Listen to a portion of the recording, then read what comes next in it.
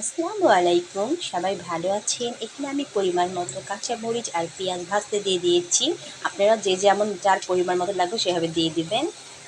এখানে আমি আলু কেটে রেখে দিয়েছি, আর এখানে এই যে মুরগির মাংস ধুয়ে রেখে দিয়েছি, আর এখানে আমি সব মাংসের মশলা আদা বাটা, রসুন বাটা, হলুদের গুঁড়ো, মরিচের গুঁড়ো, জিরের গুঁড়ো, ধনের গুঁড়ো, লবণ দিয়ে একটা পেস্ট বানিয়ে নিয়েছি পরিমাণ মতো। আমার মাংস যতটুকু লাগবে সেই হিসাবে আমার মরিচগুলো একদম ভাজা হয়ে গেছে। এগুলো দিয়ে ভালো করে কষিয়ে নেবো। যারা যেমন পেজটা এখন ফলো করেন ঝটপট ফলো করে দেবেন, লাইক শেয়ার কমেন্ট করতে দিবেন না, পাশে থাকবেন, সাথে থাকবেন সবসময়। মশলা যখন কষানো হয়ে গেলে আলুগুলো দিয়ে কষিয়ে নেবো, দিয়ে মাংসকে দিয়ে কষিয়ে নেবো। মাংস আর আলুগুলো একসাথে দিয়ে দিলাম, ভালো করে কষিয়ে পরিমাণ মতো পানি দিয়ে রান্না করে নেব। বাচ্চারা মাংসের ভিতরে আলু খেতে পছন্দ করে।